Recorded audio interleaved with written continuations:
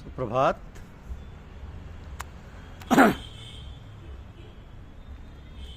सौ मुकाम होते हैं तय एक नज़र में। सौ मुकाम होते हैं तय एक नज़र में।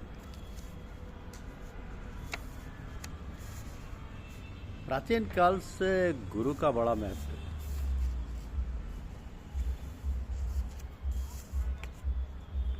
गुरुओं को धर्मशास्त्रों में निर्देश दिया गया है कि वो उसी को शिष्य बनाए जो दुर्गुणों से रहित हो।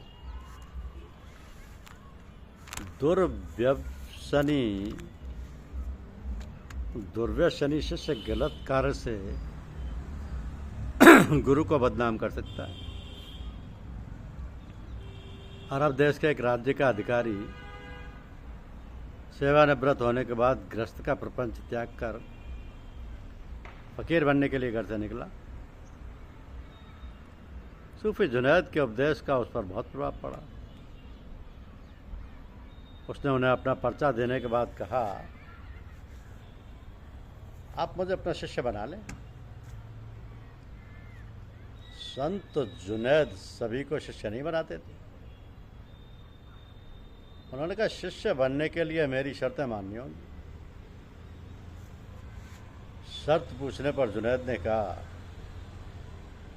1 वर्ष तक एकांत में रहकर संयम का अभ्यास करो, तब मेरे पास आना। उस अधिकारी ने 1 वर्ष तक एकांतवास किया और इंद्रियों पर संयम का अभ्यास किया। समय अवधि पूरी होने के बाद वो संत जी के पास पहुंचा। संत जी ने कहा,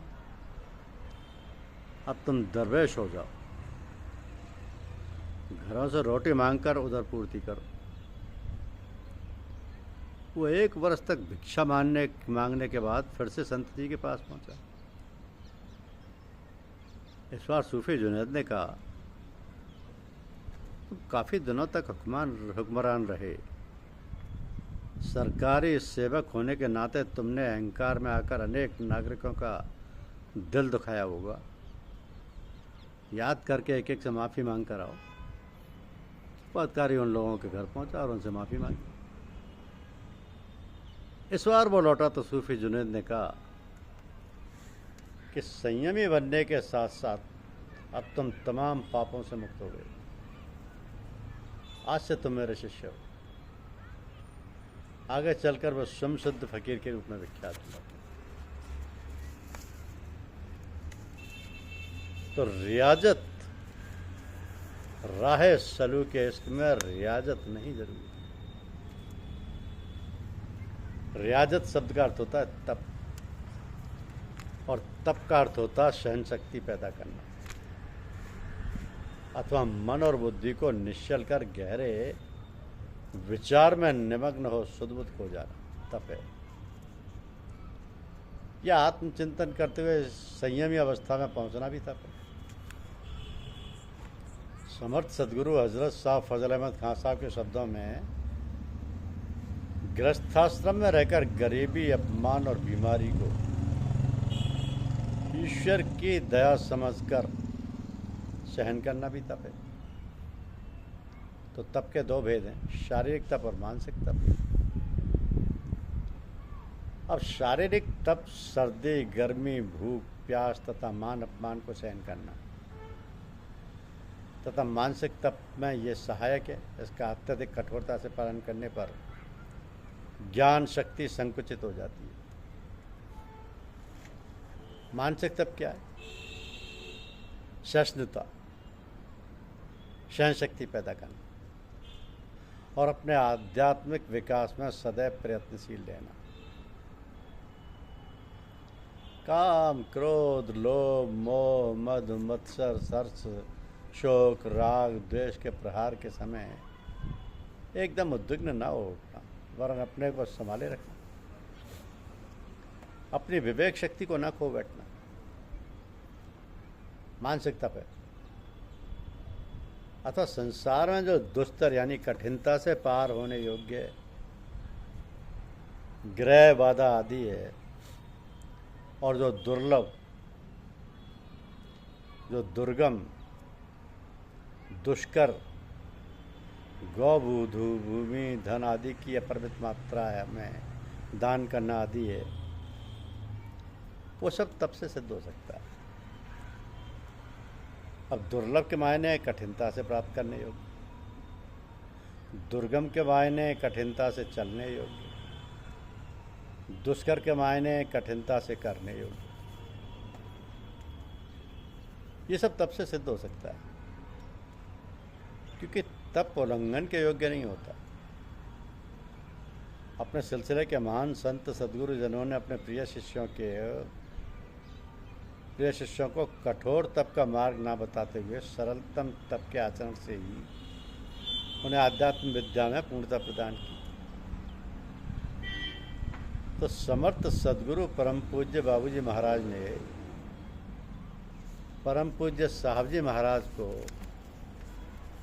आध्यात्म विद्या में पूर्णता प्रदान कर उन्हें दादा गुरु महाराज संत शिरोमणि समर्थ सद्गुरु चचा जी महाराज के पास भेजा।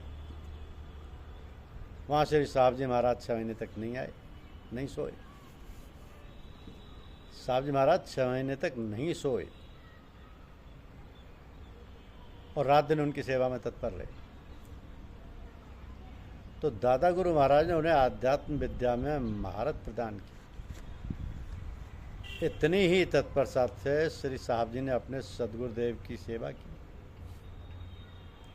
वो अपने सदगुरुदेव की सेवा के लिए सदैव जागरूक रहते थे।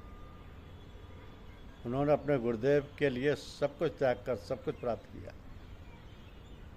क्या उनका ये त्याग में जीवन तपो में नहीं था? अवश्य था। आज हम लोगों में अपने सदगुरुदेव के लिए उतना समर्पण और त्याग नहीं रहा। यदि हमने थोड़ी बहुत सेवा की है तो सकाम भाव से, उसमें हमने जो उनसे मांगा वही उन्होंने हमें दिया। तो प्रेम के मार्ग में कठोर तप की आवश्यकता नहीं है, वरन हमें अपने सदगुरुदेव यानी प्रभु से निश्चल प्रेम और समर्पण की जरूरत है। अपने प्रभु से निश्चल प्रेम का अर्थ है कि तू प्रभु का भक्त हो जा, प्रभु में ही मन को लगाने वाला बन और प्रभु का ही पूजन अर्चन करने वाले बन। इस प्रकार अपने आप को उनमें लगाकर उनके परायण और उन्हें ही प्राप्त हो सकते हैं। प्रभु का भक्त होने का अर्थ है कि हम प्रभु के साथ अपनापन कर संबंध स्थापित कर लें,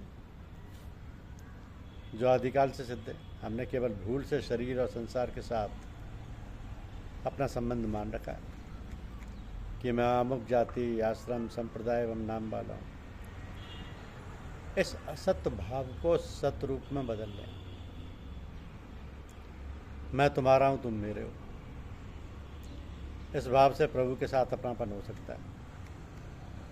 पर हम प्रभु में ही मन को लगाने वाले बने। जहाँ अपनापन होता है वहाँ प्रियता होती है। हमारा प्रभु के साथ जो अखंड संबंध है उसे प्रभु तो भूल नहीं सकते, पर हम सब माया के बस होकर भूले हुए। इसलिए हम अपने प्रभु के चरणों में लगाने वाले बने और उनके साथ में हर क्षण प्रभु का पूजन करने वाले बने। पूजन करने का अर्थ है कि हम अपनी प्रत्येक चेष्टा, खाना पीना, सोना जगना, आना जाना, काम धंधा करना आदि जो कुछ क्रियाएं वे सब पूजा के रूप में ही करें।